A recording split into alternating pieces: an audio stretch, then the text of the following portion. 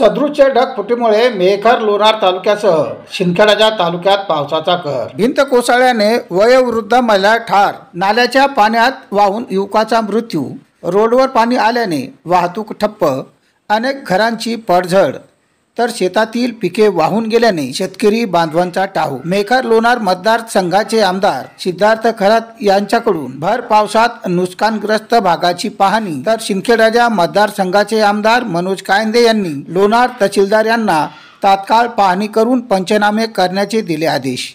जय भारत जय संविधान। मी प्रेम कुमार काकडे व आपण बघत आहात लोकप्रश्न न्यूज महाराष्ट्र।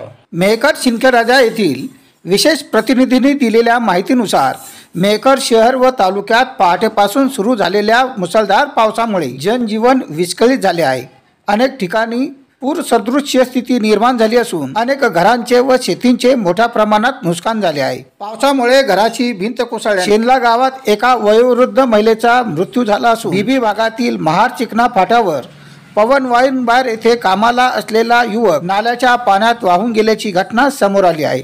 डोणगाव येथील कांचनगंगा नदीला पूर आल्याने अनेकांच्या घरात पाणी शिरले असून घरांच्या भिंती पडून नुकसान झाले। काही लोक पुराच्या पाण्यात अडकले, तर पुरामुळे अनेक हेक्टर शेतींचे प्रचंड नुकसान झाले।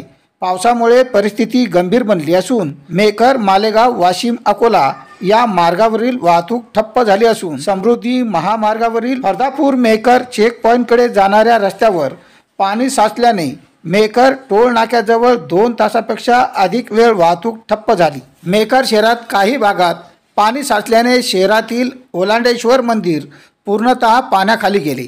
तसेच पैनगंगा नदीला पूर आल्याने अनेक भागांचा संपर्क तुटला आहे। त्यामुळे मेहकर व शिंदखेडा तालुक्यात आपत्तीजनक परिस्थिती निर्माण झाल्याने मेहकर लोणार मतदारसंघाचे आमदार सिद्धार्थ खरात यांनी या सर्व नुकसानग्रस्त पूरग्रस्त भागाची भर पावसात पाहणी केल्याने, तसेच शिंदखेडा मतदारसंघाचे आमदार मनोज कायंदे यांनी लोणार तहसीलदार यांना फोन कॉलवरून या भागाची पाहणी करून तात्काळ पंचनामे करण्याचे आदेश दिल्याने प्रशासनाकडून पंचनामे व माहितीसाठी हालचाली चालू झाल्या आहेत।